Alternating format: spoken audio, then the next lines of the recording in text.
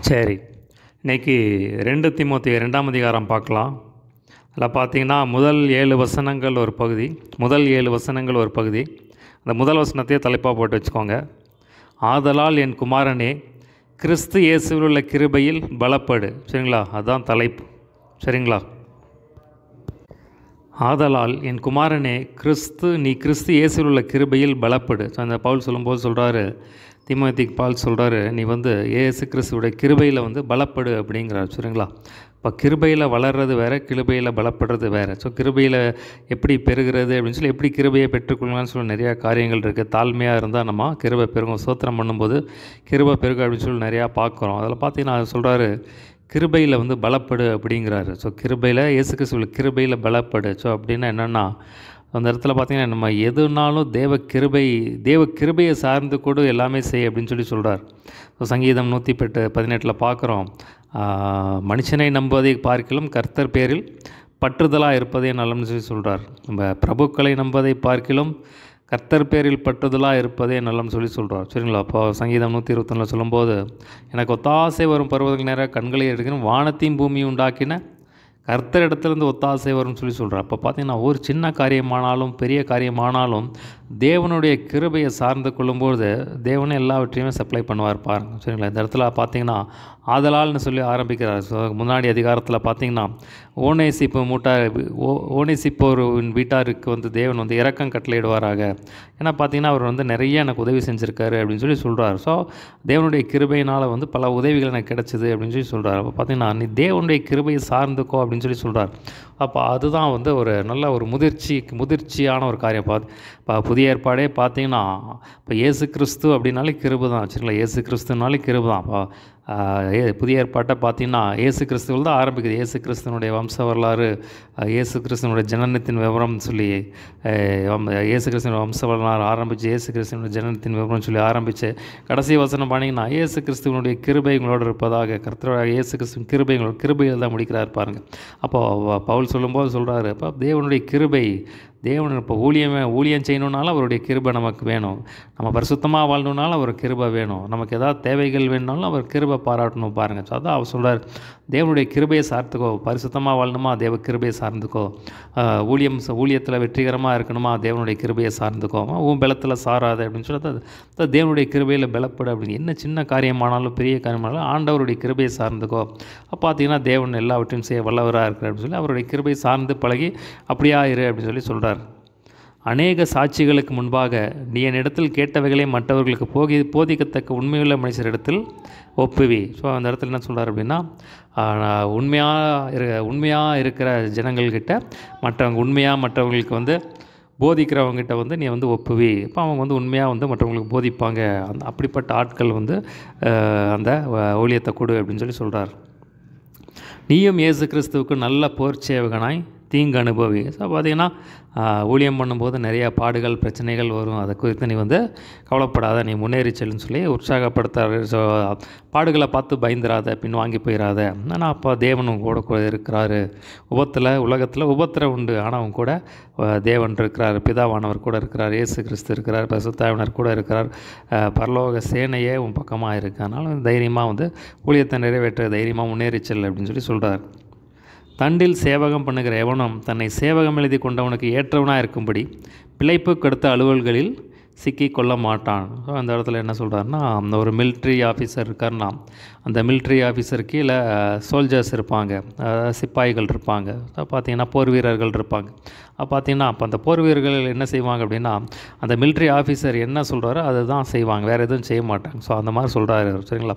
பார்த்திங்கன்னா வேறு எந்த காரியத்தை செய்ய மாட்டாங்க. அவர் மிலிட்ரி ஆஃபீஸர் என்ன சொல்கிறாரோ அதை சொல்லிட்டு பேசாமல் இருப்பாங்க. ஸோ அந்த மாதிரி எபிரேயரில் சொல்லும்போது சொல்கிறாரு, பாரமான யாவற்றையும் பாவத்தையும் தள்ளிவிட்டு இயேசு கிறிஸ்துவை நோக்கி நமக்கு நியமித்திருக்கிற ஓட்டத்திலே பொறுமையோடு ஓட கடவும் அப்படின்னு சொல்லி சொல்கிறார். ஸோ ஒவ்வொருத்தருக்கும் ஒரு ஓட்டம் இருக்கு பாருங்கள். ஒருத்தர் மாதிரி ஓட்டம் இன்னொருத்தருக்கு கிடையாது. ஒவ்வொருத்தருக்கும் ஒவ்வொரு மாதிரியான ஓட்டம், ஒவ்வொருத்தருக்கும் ஒவ்வொரு மாதிரியான அழைப்பு, ஒவ்வொருத்தரும் ஒவ்வொரு மாதிரி ஆண்டவர் நடத்துவார். ஸோ அதை நீ கண்டுபிடிச்சி அதில் நீ போ அப்படின்னு சொல்லி சொல்கிறார். ஸோ பார்த்தீங்கன்னா, உனக்கு என்ன ஆண்டவர் கொடுத்துருக்காரு அதை செய், அதை மட்டும் செய். அதில் இருந்தேன்னா போதும். தேவையில்லாத காரியத்தில் போய் கால் வச்சு சிக்கிக்காத. அப்போ பார்த்தீங்கன்னா, உன்னுடைய ஊழியத்தை நீ அந்த ஃபோக்கஸை விட்டுருவே அப்படின்னு சொல்லி சொல்கிறார். மேலும் ஒருவன் மல்யுத்தம் பண்ணினாலும் சட்டத்தின்படி பண்ணாவிட்டால் முடிசூட்டப்படான். ஸோ அந்த இடத்துல என்ன சொல்கிறார் அப்படின்னா, தேவ சித்தத்தின்படி செய்.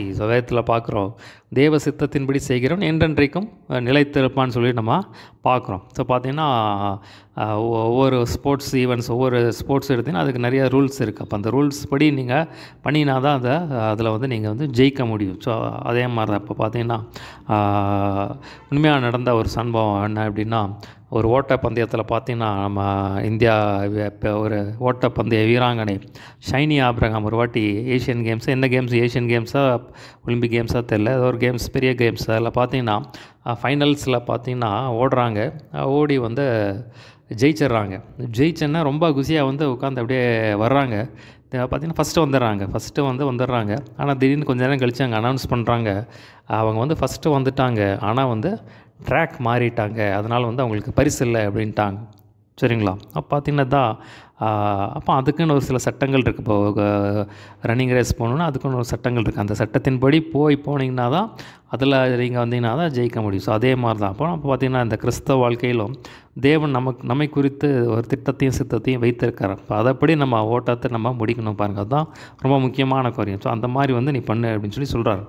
இப்போ வேதத்தில் பார்க்குறோம், இப்போ இயேசு கிறிஸ்து என்ன பண்ணார் அப்படின்னா, பிதாவினுடைய சித்தத்தின்படியாக தன் ஓட்டத்தை முடித்து எல்லாம் முடிந்தது அப்படின்னு சொன்னார். இப்போ பவுல் பார்த்திங்கன்னா தேவனுடைய சித்தத்தின்படியாக ஊழியத்தை செய்து தன்னுடைய ஓட்டத்தை முடித்தார். அதே மாதிரி பார்த்திங்கன்னா தாவீதை பற்றி போட்டிருக்கு, தாவீது தன் காலத்தில் தேவனுடைய சித்தத்தின்படி செய்து அவருடைய ஓட்டத்தை முடித்தார். ஸோ அதெல்லாம் நமக்கு ஒரு எக்ஸாம்பிள்ஸ். நம்ம அப்படி கேட்கணும், ஆண்டவரே தாவீதன் தன் ஓட்டத்தை வெற்றிகரமாக முடித்தார், பவுல் வந்து தன் ஓட்டத்தை வெற்றிகரமாக முடித்தார், நீங்கள் உங்கள் ஓட்டத்தை வெற்றிகரமாக முடிச்சிங்க, நான் என்னுடைய ஓட்டத்தை வெற்றிகரமாக முடிக்க எனக்கு உதவி செய்யுங்க, அப்படி சித்தத்தின்படி செய்து அதை வெற்றிகரமாக முடிக்க கிருபை செய்யுங்கன்னு சொல்லி நம்ம கேட்கணும் பாருங்க. அதான் அந்த இடத்துல சொல்கிறார், பிரயாசப்பட்டு பயிரிடுகிறவன் பலனில் முந்தி பங்கடைய வேண்டும். பார்த்திங்கன்னா நீ என்ன பிரயாசப்படுறியோ அதுக்கான பலன் உனக்கு வரும் அப்படின்னு சொல்கிறார். வேதத்தில் பார்க்குறோம், லூக்காவில் சொல்லும்போது சொல்கிறாரு, வேலையால் தன் கூலிக்கு பாத்திரனாக இருக்கிறான். ஸோ நீ தேவனுக்காக உண்மையாக இருக்கும்போது அதுக்கான பலன் வரும் அப்படின்னு சொல்கிறார். நான் சொல்லுகிறவை சிந்தித்துக்கொள், கர்த்தர் எல்லா காரியத்திலும் உனக்கு புத்தியை தந்தருளுவார். ஏன்னா பார்த்தீங்கன்னா இன்றைக்கி பலவிதமான ஊழியங்கள் இருக்குது, பல அழைப்புகள் இருக்குது, பலவிதமான ஊழியங்கள் ஒவ்வொருத்தருக்கும் ஒவ்வொரு மாதிரி ஆண்டவர் நடத்துவார். ஸோ அப்போ ஒவ்வொன்றுக்கும் எப்படி நடக்கணும்னு சொல்லி ஆண்டவருக்கு தெரியும். அப்போ ஆண்டவர் ஒவ்வொருக்கும் ஒரு மாதிரி, அப்போ தேவனுடைய புத்தியை சார்ந்துக்கோ, தேவ கிருபையை சார்ந்துக்கோ, தேவன் என்ன சொல்கிறாரோ அதைப்படி வந்து நீ நட அப்படின்னு சொல்கிறார். அடுத்த பாருங்கள், 8ஆம் வசனத்திலிருந்து 13ஆம் வசனம் வரைக்கும் அடுத்த பகுதி, 8ஆம் வசனத்திலிருந்து 13ஆம் வசனம் வரைக்கும் அடுத்த பகுதி. அந்த 12ஆம் வசனத்தை தலைப்பாக போட்டு வச்சுக்கலாம். அவரோட கூட பாடுகளை சகித்தோமானால் அவரோட கூட ஆளுகையும் செய்வோம். ஸோ அதுதான் தலைப்பு. சரிங்களா? 8 முதல் 13 வரை 12ஆம் வசனம் தான் தலைப்பு. 8ஆம் வசனம் வாசிக்கிறேன். தாவீதின் சந்ததியில் பிறந்த இயேசு கிறிஸ்து என் சுவிசேஷத்தின்படியே மரித்தோரிலிருந்து எழுப்பப்பட்டவர் என்று நினைத்துக்கொள். இந்த சுவிசேஷத்தின் நிமித்தம் நான் பாதகன் போல கட்டப்பட்டு துன்பத்தை அனுபவிக்கிறேன், தேவவசனமோ கட்டப்பட்டிருக்கவில்லை. ஸோ பார்த்திங்கன்னா சுவிசேஷம்னா என்னென்னா, இயேசு கிறிஸ்து மரித்தோரிலிருந்து உயிரோடு இருந்தால் தான் என்னோட சுவிசேஷம். சுவிசேஷம் அப்படின்னால இயேசு கிறிஸ்து நம்முடைய பாவங்களுக்காக அடிக்கப்பட்டு வேத வாக்கியங்கள் படி நம்முடைய பாவங்களுக்காக மரித்து அடக்கம் பண்ணப்பட்டு 3ஆம் நாளில் வேத வாக்கியங்கள் படி உயிரோடு இருந்தார் தான் சுவிசேஷம் அப்படின்னு சொல்கிறார். இந்த சுவிசேஷத்தின் நிமித்தம் நான் பாதகன் போல கட்டப்பட்டு துன்பத்தை தேவவசனமோ கட்டப்பட்டிருக்கவில்லை. ஸோ ஊழியம் செய்கிறதுனால சில பாடுகள் எனக்கு வருது. ஆனால் பார்த்தீங்கன்னா வசனம் பாட்டுக்கு போய்கிட்டே இதாக இருக்குது. எங்கெல்லாம் நான் ப்ரீச் பண்ணணுமோ எனக்கு பாடுகள் இருக்குது. இந்த ஊழியம் செய்கிறதுனால எனக்கு நிறைய பாடுகள் வருது. ஆனால் அதை நான் வந்து தேவனுக்காக வந்து நான் அதை வந்து சகிக்கிறேன், சந்தோஷமாக சகிக்கிறேன் அப்படின்னு சொல்கிறார். ஆகையால் தெரிந்து கொள்ளப்பட்டவர்கள் கிறிஸ்து இயேசுவினால் உண்டான ரட்சிப்பை நித்திய மகிமையோடு பெற்றுக்கொள்ளும்படி சகலத்தையும் அவர்கள் நிமித்தமாக சகிக்கிறேன். ஸோ பார்த்தீங்கன்னா நான் யாருக்கெல்லாம் சுவிசேஷம் சொல்கிறேன்னா அவங்களாம் ரட்சிக்கப்படணும். அவர்கள் நிமித்தம் எனக்கு வந்து அவங்களுக்கு சுவிசேஷம் அழிவிக்கிறதுனால எனக்கு வந்து பாடுகள் வருது. ஆனாலும் வந்து அவங்க வந்து ரட்சிப்பை பெற்றுக்கொண்டு நித்திய ஜீவனை பெற்றுக்கொள்ளணும். அதுக்காக வந்து எத்தனை துன்பங்கள் வந்தாலும் நான் வந்து மகிழ்ச்சியோடு சகிக்கிறேன் அப்படின்னு சொல்கிறார். இந்த வார்த்தை உண்மை உள்ளது என்னவெனில், நாம் அவரோட கூட மரித்தோம், ஆனால் அவரோட கூட பிழைத்தும் இருப்போம். அவரோட கூட பாடுகளை சகித்தால் அவரோட கூட ஆளுகையும் செய்வோம். ஸோ பார்த்தீங்கன்னா நம்ம வந்து அவரோட கூட மரித்தோம்னா அவரோட கூட பிழைத்து இருப்போம். பார்த்தீங்கன்னா அவரோட கூட மறிக்கிறது அப்படின்னா அவருடைய சித்தத்தின்படியாக செய்கிறது, அவருக்காக எல்லாவற்றையுமே நஷ்டமென்று விடுறது, பாவ காரியங்களை விடுறது. அப்போ பார்த்திங்கன்னா அவரோட கூட அவர் எப்படி பிழைத்தாரோ, அவர் எப்படி பாவத்துக்கென்று மரித்து நீதிக்கென்று பிழைத்தாரோ, அதே மாதிரி பார்த்திங்கன்னா நீங்கள் பாவத்துக்கென்று மரித்தீங்கன்னா அவர் எப்படி பிழைச்சிருக்கார், அந்த மாதிரி நீங்கள் பிழைப்பீங்க அப்படின்னு சொல்லி சொல்கிறார். அவரோட கூட பாடுகளை சகித்தோமானால் அவரோட கூட ஆளுகையும் செய்வோம். ஸோ பார்த்திங்கன்னா நம்ம இப்போ இன்றைக்கி பாடுகள், ஆனால் பார்த்திங்கன்னா அதுக்கான பலன் வந்து பின்னாடி இருக்கும். அப்புறம் அவரோட கூட வந்து ஆளுகை செய்கிற ஒரு நேரம் இருக்குது. அப்போ வந்து நம்ம ஆளுகை செய்வோம் அப்படின்னு சொல்லி சொல்கிறார். நாம் அவரை மறுதலித்தால் அவரும் நம்மை மறுதலிப்பார். நாம் உண்மை இல்லாதவர்களாக இருந்தாலும் அவர் உண்மையுள்ளவராக இருக்கிறார். அவர் தம்மை தாமே மறுதலிக்க மாட்டார். ஸோ இந்த இடத்துல சொல்கிறார், நாம் இப்போ தேவனோடு இருக்க வரைக்கும் நமக்கு வந்து பிரச்சனை இல்லை. நாம் அவரை மறுதலித்தால் அவர் நம்மை மறுதலிப்பார். பார்த்திங்கன்னா நம்ம வந்து எனக்கு இயேசு வேண்டாம் அப்படின்னு சொன்னால் பார்த்திங்கன்னா ஆனால் அவர் பார்த்துக்கிட்டே இருப்பார். என்றைக்கு என் பையன் திரும்பி வருவா அப்படின்னு சொல்லி தான் பார்த்துட்ருப்பார். நம்ம அவரை விட்டுட்டு போயிட்டோம்னா அவர் வந்து பார்த்துக்கிட்டே இருக்கும். நம்ம கெட்ட குமாரன் லூக்கா 15ஆம் அதிகாரத்தில் கெட்ட குமாரன் ஓமையை சொல்கிறார். 2 மகன். அந்த 2ஆம் மகன் பார்த்திங்கன்னா எல்லாவற்றையும் தகப்பனை விட்டு பிரிஞ்சு எல்லாவற்றையும் சேர்த்து கொண்டு போகிறான். போய் எல்லாம் துன்மார்க்கமாக ஜீவனம் பண்ணி எல்லாவற்றையுமே விட்டு போட்டான். ஆனால் பார்த்திங்கன்னா அவங்க அப்பா பார்த்துட்ருக்காரு, என்றைக்கு என் பையன் வரும். அவன் வந்து பின்வாங்கி போயிட்டான் பாருங்கள். புத்தி தெளிந்து மறுபடியும் வரான். பார்த்திங்கன்னா அவன் மறுபடியும் அவனுக்கு புத்தி தெளிந்து நான் மறுபடியும் எங்கள் அப்பா கிட்ட போவேன் அப்படின்னு சொல்லி அவங்க அப்பா கிட்ட வர்றான். அப்போ தூரத்தில் இருக்கும்போதே அவங்க அப்பா கண்டுபிடிச்சாரு என் பையன் தான் அப்படின்னு சொல்லி. பார்த்தீங்கன்னா கிழிஞ்ச ட்ரெஸ்ஸை போட்டு நிலை குலைந்து வர்றான். எல்லாத்தையும் இழந்து போய் ஒன்றுமே இல்லாமல் வர்றான். அவர் கூலிக்காரனாவது வந்தால் ஏற்றுக்குவேன் அப்படின்னு சொல்லி பார்த்திங்கன்னா அவன் தப்பு பண்ணிட்டான். ஆனால் பார்த்திங்கன்னா அவன் பின்வாங்கி போய் மறுதளித்து போயிட்டான். ஆனால் பார்த்திங்கன்னா அவன் உண்மையில்லாதவராக இருந்தாலும் திரும்பி வந்த நிமித்தம் அவர் உண்மையுள்ளவராக இருந்து அவனை ஏற்றுக்கொண்டதை நம்ம பார்க்குறோம். ஸோ இதே மாதிரி பேதுரு பார்த்திங்கன்னா 3 வாட்டி மறுதளித்தார். ஆனால் பார்த்திங்கன்னா மறுபடியும் இயேசுவே என்ன மன்னிங்கன்னு போது அவர் தப்பு பண்ணியிருந்தாலும் அவர் வந்து மனமாற வந்து இயேசு கிறிஸ்து வந்து எல்லாமே ஒன்றுமே செய்யாத மாதிரி எப்படி வந்து பாவத்தை மன்னித்து ஏற்றுக்கிறத நம்ம இந்த இடத்துல பார்க்குறோம். அதான் நம்ம பார்க்குறோம். நம்ம எத்தனையோ முறை பாவம் செஞ்சு ஆண்டவரே என்னை மன்னிங்க அப்படிங்கும்போது நம்ம உண்மையில்லாதவர்களாக தான் இருந்தோம். நம்ம வேத வசனத்துக்கு சரியாக கீழ்ப்படியில், தேவனுடைய வார்த்தைக்கு எதிர்த்து நின்னோம், தேவனுடைய வார்த்தைக்கு நம்ம கீழ்ப்படியில், நம்ம ரொம்ப முரட்டாட்டம் பிடிச்சதவள் தான் நிறைய பாவத்துக்குள்ளே போயிட்டோம். ஆனால் பார்த்திங்கன்னா ஆண்டவரே எங்களால் முடியல, எனக்கு உதவி செய்யுங்க அப்படின்னு சொல்லி ஆண்டவர் இடத்துல வரும்போது நம்ம தேவனுக்கு உண்மையாக இல்லை தான். ஆனால் பார்த்திங்கன்னா தேவன் இடத்துல வரும்போது அவர் என்ன பண்ணுறாரு, அவர் உண்மையுள்ளவராக இருக்கிறார். நம்ம பாவத்தை எல்லாம் மன்னிச்சு நம்ம மறுபடியும் நம்மளை வந்து ஒரு குழந்தை தப்பே செய்யாத ஒரு குழந்தை மாதிரி அவர் வந்து எல்லாத்தையும் மன்னித்து மறந்து ஏற்றுக்கிறாரதை நம்ம அந்த இடத்துல பார்க்குறோம். பார்த்திங்கன்னா அவர் அவ்வளோ உண்மையுள்ளவராக இருக்கிறான்னு சொல்லி நம்ம அந்த இடத்துல பார்க்குறோம். பாருங்கள், அவர் பேதுருவை வந்து ஏற்றுக்கொண்டார். பின்வாங்கி போன அந்த மகனை வந்து ஏற்றுக்கொண்டார். ஸோ அதே மாதிரி தான் இன்றைக்கும் நம்மளே ஏற்றுக்கொண்டார். பாருங்கள், பார்த்திங்கன்னா அவரை நம்ம நோக்கி வரும்போது நிச்சயமாக அவர் வந்து பார்த்திங்கன்னா ஏற்றுக்கொள்கிறார். சரிங்களா? தாவீது பாருங்கள் தப்பு பண்ணார். ஆனால் பார்த்திங்கன்னா இயேசுவை நோக்கி ஆண்டவரே மன்னிங்கும் போது இந்த பாவத்தை மன்னித்து மறுபடியும் வந்து ஏற்றுக்கொண்டார். பாருங்க, சரி, நம்ம உண்மையில்லாதவளாக இருந்தாலும், நம்ம பாவிகளாக இருந்தாலும் நம்ம ஆண்டவரை நோக்கி பார்க்கும்போது ஆண்டவர் வந்து அவர் உண்மையாக நம்ம வேதத்தில் பார்க்குறோம். நம்மளுடைய பாவத்தை அறிக்கையிட்டால் நம்முடைய எல்லா அநியாயத்தையும் நீக்கி சுத்திகரித்து நம்ம ஏற்றுக்கொள்வதற்கு அவர் உண்மையும் நீதியும் உள்ளவராக இருக்கான்னு சொல்லி நம்ம பார்க்குறோம். பாருங்கள், அதான் தேவன். பாருங்கள், அதுதான் தேவன். பார்த்திங்கன்னா அவர் தம்மை தாமே மறுதளிக்க மாட்டார். அவர் உண்மையுள்ள தேவன். நம்ம பாவத்தை எல்லாம் மன்னித்து நம்ம மறுபடியும் தூக்கி நிறுத்த அவர் உண்மையுள்ளவராக இருக்கான்னு சொல்லி பார்க்குறோம். பாருங்கள், அடுத்த பாருங்கள் 14ஆம் வசனத்திலிருந்து 14-15 அடுத்த பகுதி. சரிங்களா? 14-15 அடுத்த பகுதி. இந்த 15ஆம் வசனம் பின்பகுதியாக தலைப்பாக போட்டுக்கலாம். உன்னை தேவனுக்கு முன்பாக உத்தமனாக நிறுத்தும்படி ஜாக்கிரதையார், வந்து பரிசுத்தமாக வாழு அப்படின்னு சொல்லி சொல்கிறார். பாருங்கள், 14ஆம் வசனம். இவைகளை அவர்களுக்கு நினைப்பூட்டி ஒன்றுக்கும் பிரயோஜனமில்லாமல் கேட்கிறவர்களை கவிழ்த்து போடுகிறதற்கு ஏதுவான வாக்குவாதம் செய்யாதபடிக்கு கர்த்தருக்கு முன்பாக அவர்களுக்கு எச்சரித்து புத்தி சொல்லு. ஸோ பார்த்திங்கன்னா தேவையில்லாத வாக்குவாதம் செஞ்சிட்ருக்காது அப்படின்னு சொல்லி சொல்கிறார். நீ வெட்கப்படாத ஊழியக்காரனாயும் சத்திய வசனத்தை நிதானமாய் பகுத்து போதிக்கிறவனாயும் உன்னை தேவனுக்கு முன்பாக உத்தமனாக நிறுத்தும்படி ஜாக்கிரதையார்.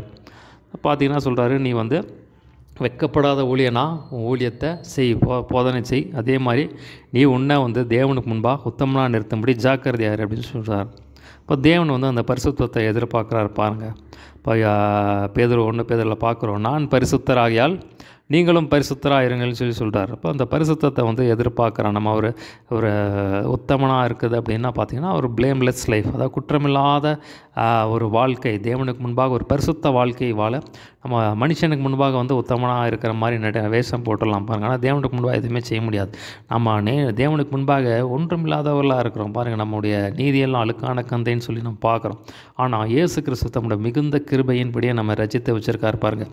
அவருடைய ரத்தத்தினால் அவருடைய நாமத்தினால் அவர் ரத்தத்தினால் நம்ம வந்து நீதிமான்களாக்கப்பட்டிருக்கிறோம், பரிசுத்தமாக்கப்பட்டிருக்கிறோம்னு சொல்லி நம்ம பார்க்குறோம். சரிங்களா? பார்த்தீங்கன்னா அவர் கிருபை பாருங்கள். அவர் கிருபையை சார்ந்து நம்ம வாழணும் பாருங்கள்.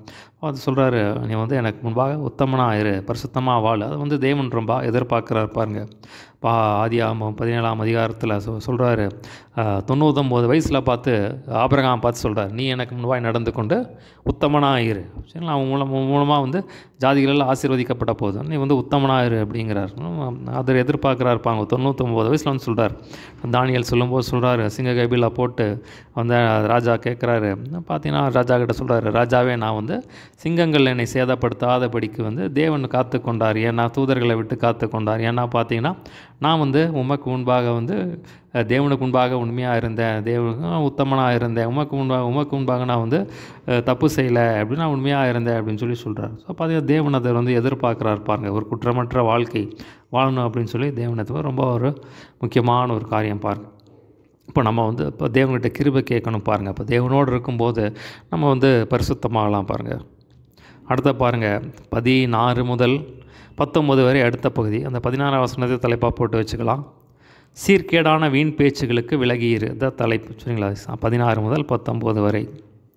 சீர்கேடான வீண் பேச்சுகளுக்கு விலகியிரு, அவைகளால் கள்ளப்போதகர்களான அவர்கள் அதிக அவபக்தி உள்ளவர்கள் ஆவார்கள். அவர்களுடைய வார்த்தை அரிப்பிளவையைப் போல படரும், இம்மென்னையும் பிள்ளத்தும் அப்படிப்பட்டவர்கள். பார்த்தீங்கன்னா சொல்கிறாரு, நீங்கள் வந்து சீர்கேடான வீண் பேச்சுகளுக்கு விலகியிரு, தேவையில்லாத பேச்சுக்களை பேசிகிட்டு இருக்காத. ஸோ கள்ளப்போதகர்கள் எப்படியா இருக்காங்க? அவரோட கள்ளப்போதகர்கள் என்ன பண்ணுவாங்க? கள்ளப்போதகனைகள், அதாவது பிசாசின் உபதேசங்கள், வஞ்சிக்கிற ஆவிகள் மூலமாக வந்து பார்த்திங்கன்னா வஞ்சிக்கிற ஆவிகள்னால் டேரெக்டாக இப்போ மனுஷன் மூலமாக வந்து அவன் கிரியை செய்கிறான். சில கள்ளப்போதகர்களால் வந்து கள்ள உபதேசங்கள், தேவனுடைய வார்த்தைக்கு எதிர்த்து நிற்கிற சில கள்ள உபதேசங்களை உள்ளே கொண்டு வரோம். ஸோ அதெல்லாம் வந்து நீ வந்து அந்த வார்த்தை சொல்கிறாரு, அந்த வார்த்தை அரிப்பிளவை போலப்படும். அரிப்பிளவை அப்படிங்கிறது ஆங்கிலத்தில் பார்த்தீங்கன்னா கேன்சர். இன்றைக்கி பார்த்தீங்கன்னா கேன்சருக்கு அது ஆராய்ச்சி பண்ணிகிட்ருக்காங்க. கேன்சருக்கு இன்னும் வந்து மருந்து கண்டுபிடிக்கல. அது பார்த்திங்கன்னா நான் ஒரு கேன்சர் செல்ஸ் உள்ளே போச்சுன்னா இது என்னாங்கன்னா அப்படியே பரவி போயிட்டே இருக்கும் பாருங்கள். அது அப்படியே அடுத்த செல் அப்படியே பார்த்திங்கன்னா இன்றைக்கி டாக்டர் சொல்கிறாங்க, cancer first stage, second stage, third stage, fourth stage. பார்த்திங்கன்னா இப்போ வந்து என்னங்க ஃபோர்த் ஸ்டேஜ் வந்திருக்கீங்க, அவ்வளோதாங்க, இன்னும் 2 மாதம் தான், அதுக்கப்புறம் உயிரோடு இருக்கணும், முடிஞ்சு போச்சு, அவ்வளோதான். சரிங்களா? அந்த மாதிரி வந்து சொல்கிறார். இப்போ அவர்கள் சத்தியத்தை இப்போ பார்த்திங்கன்னா 2 பேரை சொல்கிறாரு, அவங்களுடைய வார்த்தை, அவருடைய இந்த 2 பேர் வந்து கள்ள போதகர்னால வந்து ஜனங்கள் நிரப்பி விசுவாசத்தை கெடுத்து போடுறாங்க அப்படின்னு சொல்லி சொல்கிறார். ஸோ இம்மென்னையும் பிள்ளத்தையும் அப்படிப்பட்டவர்கள் அவர்கள் சத்தியத்தை விட்டு விலகி உயிர்த்தெழுதல் நடந்தாயிற்று என்று சொல்லி சிலருடைய விசுவாசத்தை கவிழ்த்து போடுகிறார்கள். ஸோ அந்த இடத்துல என்ன சொல்கிறாருன்னா, அவர்கள் என்ன சொல்கிறாங்க அப்படின்னா, உயிர்த்தெழுதல் நடந்தாயிற்று என்று சொல்லி சிலருடைய விசுவாசத்தை கவிழ்த்து போடுகிறார்கள். ஸோ பார்த்திங்கன்னா இந்த அவங்க சொல்லுகிற உயிர்த்தெழுதல்னா இயேசு கிறிஸ்து உயிரோடு இருந்த அந்த உயிர்த்தெழுதல் கிடையாது, மரித்தோரின் உயிர்த்தெழுதல். சரிங்களா? இப்போ மரித்தோரின் உயிர்த்தெழுதல் நடந்தாயிற்று அப்படின்னு சொல்லி, இப்போ மரித்தோரின் உயிர்த்தெழுதல் எப்போ நடக்கும் அப்படின்னா இயேசு கிறிஸ்துவின் வருகை போது தான் நடக்கும். சரிங்களா? அப்போ பார்த்திங்கன்னா 1 தெசலோனிக்கேயர் 4ஆம் அதிகாரத்தில் பார்க்குறோம், கிறிஸ்துவுக்குள் மரித்தவர்கள் இப்போ இயேசு கிறிஸ்து வரும்போது என்ன ஆகும் அப்படின்னா, கிறிஸ்துவுக்குள் மரித்தவர்கள் முதலாவது எந்திரிப்பாங்க, அப்புறம் மறுபடியும் அடுத்த வரிசையின்படி எந்திரிப்பான்னு சொல்லி நம்ம பார்க்குறோம். சரிங்களா? அப்போ பார்த்திங்கன்னா இப்போ அப்படி அதை வந்து இப்போவே நடந்துருச்சு அப்படின்னு சொல்லி சொல்கிறாங்க. இப்போ மரித்தோரின் உயிர்த்தெழுதல் நடந்தாயிடுச்சுன்னு சொல்லி சில விசுவாசத்தை கவிழ்த்து போடுறாங்க, இப்படிப்பட்ட துருபதேசத்தை உள்ளே கொண்டு வர்றாங்க. அதனால் பார்த்திங்கன்னா நிறைய பேருடைய விசுவாசம் போயிடுச்சு அப்படின்னு சொல்லி சொல்கிறார். ஆகிலும் தேவனுடைய உறுதியான அஸ்திபாரம் நிலைத்திருக்கிறது. கர்த்தர் தம்முடையவர்களை அறிவார் என்பதும் கிறிஸ்துவின் நாமத்தை சொல்லுகிற எவனும் அநியாயத்தை விட்டு விலக கடவன் என்பதும் அதற்கு முத்திரையாக இருக்கிறது. ஸோ சொல்கிறார் பார்த்திங்கன்னா தேவனுடைய உறுதியான அஸ்திபாரம் நிலைத்திருக்கிறது.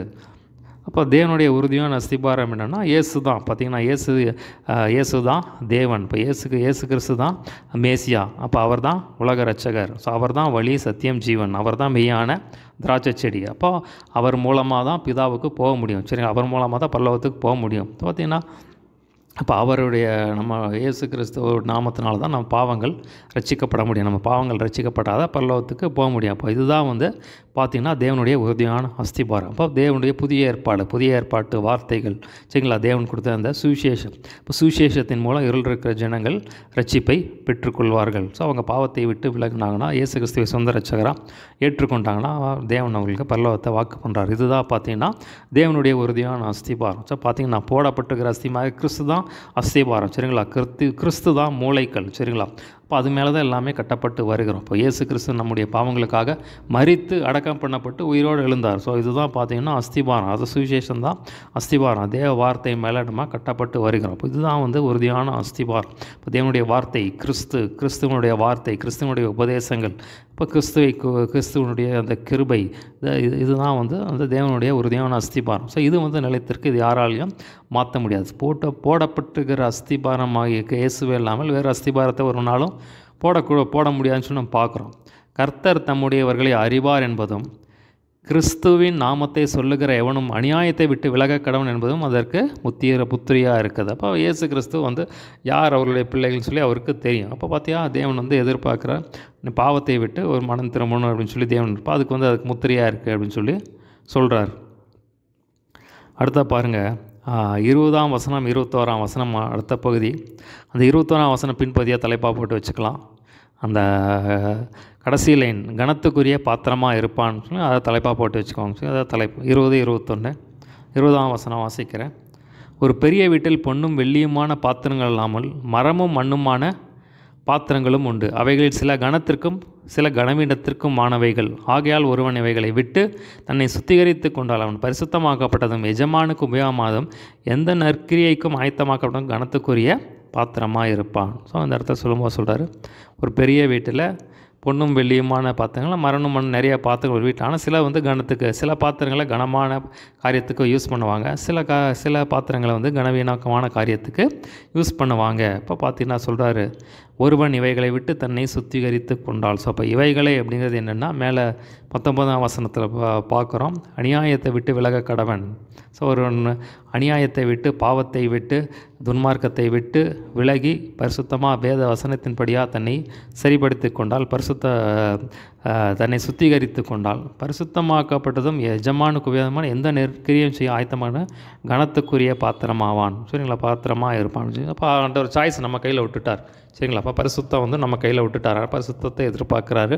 நான் பரிசுத்தராக நீங்களும் பரிசுத்தராக இருங்கன்னு சொல்லி. அப்போ பார்த்திங்கன்னா நம்ம பரிசுத்தத்தை வந்து தேவன் எதிர்பார்க்குறார். ஸோ வேதத்தில் பார்க்குறோம், நிறைவானது வரும்போது குறைவானது ஒளிந்து போகும். ஸோ எப்படி நம்ம பரிசுத்தமாக முடியும்? இப்போ இயேசு கிறிஸ்து சொல்கிறார், நம்முடைய வசனத்தினாலே அவர்களை பரிசுத்தமாக்குன்னு சொல்லி சொல்கிறார். இப்போ வசனத்தை படிக்க நம்ம அதில் அந்த உபதேசத்தை அறிய அதுக்கு கீழ்ப்படிய என்ன ஆகும்னா நமக்குள்ளே ஒரு மறுரூபம் உண்டாகுது. அது வந்து நம்ம வந்து மறுரூபப்படுத்தும், நம்மை பரிசுத்தப்படுத்துகிறது. இதான் சொல்கிறார் ரோமர் 12 நீங்கள் சரீரத்தை ஜீவ பலியாக ஒப்பு கொடுங்கள். ஸோ அப்போ தேவனத்தில் நம்ம ஒப்பு கொடுக்கும்போது என்ன ஆகும்னா தேவையில்லாத காரியத்தை வந்து எடுத்து நம்ம கிறிஸ்துவின் சாயலாய் மாற்றி விடுவார். சரிங்களா, அப்போ பார்த்திங்கன்னா நம்ம தேவனுக்காக எழும்பி பிரகாசிக்க முடியும். பார்த்திங்கன்னா மோசேவை அந்த அரண்மனையில் இருக்கும்போது தேவன் மோசேவை உருவாக்கலை. ஆனால் அந்த வனாந்தரத்தில் தான் தேவன் வந்து அந்த 40 வருஷம் இப்போ மோசேவை உருவாக்குறதுக்கு எத்தனை வருஷம் ஆச்சுன்னா 40 வருடம் ஆண்டவர்கள் எடுத்துகிட்டார் பாருங்கள். இதே மாதிரி யோசேப்பை குறித்து நம்ம பார்க்குறோம். யோசேப்பை வந்து ஒரு அதிபதியாக வைக்கிறதுக்கு முன்னாடி, பிரசிடெண்ட்டாக வைக்கிறதுக்கு முன்னாடி பார்த்திங்கன்னா அந்த இடத்துல எகிப்துக்கு அதிபதியாக வைக்கிறதுக்கு முன்னாடி பார்த்திங்கன்னா யோசேப்பு வேதம் சொல்லுது பார்த்திங்கன்னா கர்த்தருடைய வசனம் அவனை புடமிட்டது அப்படின்னு சொல்லி நம்ம பார்க்குறோம் பாருங்கள். அப்போ ஒரு புடமிடுதல் நம்ம தேவை. பார்த்திங்கன்னா நம்ம ஆண்டவர்கிட்ட ஒப்பு கொடுக்கணும் பாருங்கள். புடமிட்டுறது ரொம்ப கஷ்டமான காரியம். ஒரு பொண்ணை தூக்கி உள்ளே போட்டிங்கன்னா அது போய் அக்னிக்குள்ளே போயிட்டு வரும் பாருங்கள். அப்போ அதே அக்னிக்குள்ளே போகும்போது அதில் இருக்கிற களிம்பெல்லாம் வரும், வெளியே எடுக்கும்போது சுத்த பொண்ணாக வரும் பாருங்கள். இப்போ தேவன் அதே தான் செய்கிறார் பாருங்கள். நான் வேதத்தில் பார்க்குறோம், நான் உபத்திரவப்பட்டது நல்லது, அதனால் பிரமாணங்களை கற்றுக்கொள்கிறேன். ஸோ தேவனுடைய வசனத்துக்கு கீழ்ப்படியது கொஞ்சம் கஷ்டமான காரியம் தான். ஆண்டவர்கிட்ட கிருபை கேளுங்க, ஆண்டவரை நான் மாற்றுங்க அப்படிங்கும்போது அது ஒரு தேவன் ஒரு கஷ்டமான ஒரு ப்ராசஸ்க்குள்ளே தான் கொண்டு போகிறார் பாருங்கள். ஒரு பட்டாம்பூச்சி இப்போ எடுத்திங்கன்னா பட்டாம்பூச்சி அழகான பட்டாம்பூச்சியாக வரதில்லை. அதுக்கு ஒரு 4 ப்ராசஸ் இருக்குது பாருங்கள். அந்த ப்ராசஸ் எல்லாம் கடந்து வரும்போது அந்த ப்ராசஸ் எல்லாம் பார்க்கும்போது அந்த மற்ற 3 ப்ராசஸ் எல்லாம் பார்க்கும்போது அந்த பட்டாம்பூச்சி அவ்வளோ அழகாக இருக்காது, ஒரு மாதிரியாக தான் இருக்கும். ஆனால் பார்த்திங்கன்னா அதெல்லாம் முடிச்சுட்டு வெளியே அந்த ஃபைனல் 4வது ஸ்டேஜ் வரும்போது தான் பார்த்திங்கன்னா அந்த பட்டாம்பூச்சி நல்லா அவ்வளோ அழகான பட்டாம்பூச்சியாக நம்ம அப்படியே நம்ம கண்களுக்கு கவரத்தக்கதாக பல வண்ணங்களில் பார்த்திங்கன்னா ஜொலிக்கிற மாதிரி வருது பாருங்கள். ஸோ அதே மாதிரி தான் பார்த்திங்கன்னா ஒரு பொண்ணு எப்படி போய் அக்னியில் புடமிட்டு வெளியே வருது அந்த மாதிரி தான் பாருங்கள். இப்போ பார்த்திங்கன்னா நம்ம ஆண்டவர்கிட்ட ஒப்பு கொடுக்கணும் பாருங்கள். கொஞ்சம் கஷ்டமாக தான் இருக்கும் பாருங்கள். ஆனால் அதில் நம்ம தாக்கு பிடிச்ச ஆண்டவரே உதவி செய்யுங்கன்னு சொல்லுவோம். ஆண்டவர் கிருபை பாராட்டுவார் பாருங்கள். இப்போ அதில் வரும்போது பார்த்திங்கன்னா நம்ம தேவனுக்காக எழும்பி பிரகாசிக்கிற ஒரு கணத்துக்குரிய பாத்திரமாக தேவன் எடுத்து பயன்படுத்துவார் பாருங்கள். அது ரொம்ப ஒரு முக்கியமான ஒரு காரியம் பாருங்கள். இப்போ நம்ம தேவனிடத்தில் ஒப்பு கொடுக்கும்போது நான் வேதத்தில் பார்க்குறோம், தேவன் பச்சைப்பாதம் உள்ளவர் ஆண்டவர் என்னை எடுத்து வல்லமையாக பயன்படுத்துங்க, ஆண்டவர் நிச்சயமாக எடுத்து பயன்படுத்துவார் பாருங்கள். அடுத்த பாருங்கள் 22, 23 அடுத்த பகுதி. அந்த 22வது வசனத்தையே தலைப்பாக போட்டு வச்சுக்கோங்க. அன்றியும் பாலியத்துக்குரிய இச்சைகளுக்கு நீ விலகி ஓடி, அதான் தலைப்பு. சரிங்களா? 22, 23 அதான் தலைப்பு.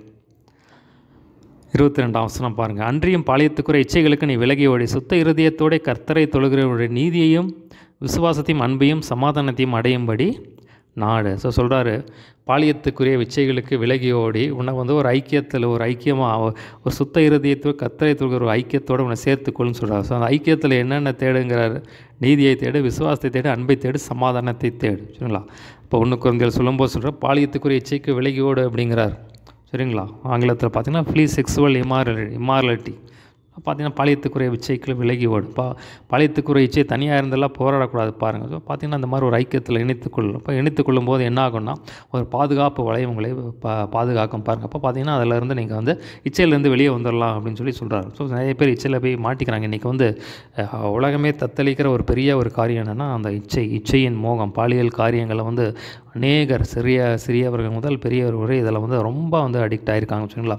இது வந்து ஒரு பயங்கரமான ஒரு வலை பாருங்கள். சரிங்களா? அப்போ சொல்கிறாரு, அதுக்கு ஒரு வழியை சொல்கிறாரு, நீங்கள் வந்து ஒரு ஐக்கியத்தில் உன்னை இணைத்துக்குள். இப்போ அதில் பார்த்தீங்கன்னா அப்போது அந்த ஐக்கியத்தில் போய் தேவனுடைய நீதியை தேடு, விசுவாசத்தில் நீ பெருகு, தேவனுடைய அன்பில் பெருகு, சமாதானத்தை தேடு. இப்போ இதெல்லாம் வந்து பார்த்திங்கன்னா வேதத்தில் பார்க்குறோம், நிறைவானது வரும்போது குறைவானது ஒளிந்து போகும். இப்போ இந்த காரியத்திலலாம் நீ பெருகும்போது என்னாகும்னா அது வந்து அந்த பாலியத்துக்குரிய அந்த இச்சைகள் வந்து அதோடைய வந்து ஒரு டம்மி ஆயிரும் அப்படின்னு சொல்லி அப்போ அதை நீ வந்து மேற்கொள்ளலாம் அப்படின்னு சொல்லி சொல்கிறார் பாருங்கள். புத்தியீனமும் அயுக்தமான தர்க்கங்கள் சண்டைகளை பிறப்பிக்கும் என்று அறிந்து அவைகளுக்கு விலகிரு. ஸோ அப்படின்னா என்னென்னா புத்தி இல்லாத அறிவில்லாத தர்க்கங்கள் சண்டைகளை அதை விட்டு விலகு அப்படின்னு சொல்லி தேவையில்லாத தர்க்கங்கள் தேவையில்லாத சம்பாஷணைகள் எல்லாம் போய் வச்சுட்டிங்கன்னா சண்டைகளை பிறப்பிக்கும். அது நம்ம விசுவாசத்தை கெடுத்து போடும் பாருங்கள். தான் வந்து அதெல்லாம் ஜாக்கிரதையாயிரு அப்படின்னு சொல்லி சொல்கிறார். அடுத்த பாருங்கள் 24 முதல் கடைசி வரை, 24 முதல் 26 வரை அடுத்த கடைசி பகுதி. அதை பார்த்திங்கன்னா அந்த 24ஆம் வசனத்தை தலைப்பாக கர்த்தருடைய ஊழியக்காரன் இருக்கா, அதை தலைப்பு. சரிங்களா? கர்த்தருடைய ஊழியக்காரன் எப்படி இருக்கணும் அப்படின்னு சொல்லி இந்த இடத்துல சொல்கிறார். ஸோ நிறைய இடத்துல நம்ம சொல்லிக்கிட்டே சொல்கிறார். பார்த்திங்கன்னா 1 தீமோத்தி 3ஆம் அதிகாரத்தில் சொல்கிறாரு, அதே மாதிரி 2 தீமோத்தி இதில் சொல்கிறாரு, அதே மாதிரி தீத்துலேயும் 1ஆம் அதிகாரத்துலையும் சொல்கிறாரு. ஸோ கர்த்தருடைய ஊழியக்காரன் எப்படி இருக்கணும் அப்படின்னு சொல்லி அந்த அப்பப்போ அந்த இடத்துல நிறைய இடத்துல சொல்கிறார். ஸோ இந்த இடத்துல தனிப்பட்ட விஷயமாக சில காரியத்தை சொல்கிறார் பாருங்கள். 24 கர்த்தருடைய ஊழியக்காரன் சண்டை பண்ணுகிறவனா இல்லாமல் எல்லாரிடத்திலும் சாந்த குணமுள்ளவனும் சாந்தமுள்ளவனும் போதக சமர்த்தனும் தீமையை சகிக்கிறவனுமா இருக்க வேண்டும். ஸோ அந்த இடத்துல சொல்கிறார் வந்து நீ வந்து கர்த்தருடைய சண்டை பண்ணக்கூடாது. இப்போ எல்லா இடத்துலையும் சாந்த குணம்லாம் இருக்கணும், போதக சமர்த்தம் நல்லா போதிக்கிறவர்களாக இருக்கணும். இப்போ பார்த்திங்கன்னா அவங்க நிறைய பேர் எதிர்த்து வருவாங்கன்னா அவங்க வந்து சாந்த குணத்தை காண்பி அப்படின்னு சொல்லி சொல்கிறார். தீமையை சகிக்கிறவனுமா இருக்கும். ஸோ ஏதாவது தீமை வந்துச்சுன்னா அதை வந்து நீ சகிக்கணும் அப்படின்னு சொல்லி சொல்கிறார் பாருங்கள். 25, 26 எதிர்பேசுகிறவர்கள் சத்தியத்தை அறியும்படி தேவன் அவர்களுக்கு மனம் திரும்பலை அருளத்தக்கதாகவும் பிசாசனுடைய இச்சையின்படி செய்யாமனால் பிடிபட்டிருக்கிறவர்கள் அவர்கள் மறுபடியும் மயக்கம் தெளிந்து அவன் கண்ணிக்கு நீங்கத்தக்கதாக சாந்தமாய் அவர்களுக்கு உபதேசிக்க வேண்டும். ஸோ எதிர்பேசுகிறவர்கள், ஸோ சத்தியத்துக்கு எதிராக வர்றவங்க தேவனே அவர்கள் ரட்சிக்கப்படும்படியாக சத்தியத்தை அறிந்து கொள்ளும்படியாக மனம் திரும்பலை கொடுங்க, ரட்சிப்பை கொடுங்கன்னு சொல்லி ஜெபம் பண்ணணும் அப்படின்னு சொல்லி சொல்கிறார். பிசாசுனாக்கு அப்புறம் பார்த்திங்கன்னா சிலர்லாம் ரட்சிக்கப்பட்டிருப்பாங்க, ஆனால் பார்த்திங்கன்னா பிசாசினால் வந்து பீடிக்கப்பட்டிருப்பாங்க. அவர்கள் வந்து பிசாசினுடைய கண்ணிக்கு நீங்கத்தக்க சாந்தமாக உபதேசம் பண்ணு அப்படின்னு சொல்லி சொல்கிறார். ஸோ ரட்சிக்கப்படாதவங்களை ரட்சிக்கப்படணும்னு சொல்லி, அதான் பிசாசினால் பிடிக்கப்பட்டவர்கள் பிசாசின் கண்ணிலிருந்து விடுபடணும்னு சொல்லி நீங்கள் வந்து சாந்தமாக உபதேசம் பண்ணு. ஸோ வார்த்தை அவர்களை வந்து விடுதலை ஆக்கும் அப்படின்னு சொல்லி சொல்கிறார். சரிங்களா? இப்போ அதில் என்ன பார்த்தோம் அப்படின்னா நீ இயேசு கிறிஸ்துவுள்ள கிருபையில் பலப்படுன்னு சொல்லி சொல்கிறாரு. பார்த்திங்கன்னா தண்டில் சேவகம் பண்ணுகிறவனும் சேவகம் பிழைப்பு கடத்த அளவில் சிக்கிக்கொள்ளாது அப்படின்னு சொல்லி சொல்கிறாரு. பார்த்தீங்கன்னா எல்லா காரியத்திலும் தேவன் என்ன செஞ்சினாலும் சரி சட்டத்தின்படியாக செய், தேவ சித்தத்தின்படியாக செய், அப்போ தேவன் எல்லாத்துல உனக்கு புத்தியை தருவான்னு சொல்லி சொல்கிறார். அவரோட கூட பாடுகளை சகிச்சின்னா அவரோட கூட ஆடுகளை செய்வோம் அப்படின்னு சொல்லி அந்த காரியத்தை சொல்கிறார். நாம் உண்மையில்லாதவளாக இருந்தால் தேவன் உண்மையுள்ளவராக நம்ம ஏற்றுக்கொள்ள நம்மை வழிநடத்த தேவன் உண்மையுள்ளவராக இருக்கான்னு சொல்லி சொல்கிறார். பார்த்தீங்கன்னா வீணான தர்க்கங்கள் வாக்குவாதங்கள் எல்லாம் வச்சுக்கான்னு சொல்கிறார். உன்னை தேவனுக்கு முன்பாக உத்தமனாக நிறுத்தும்படி ஜாக்கிரதையாக இரு, உத்தமனாக நடந்துக்கோன்னு சொல்லி சொல்கிறாரு.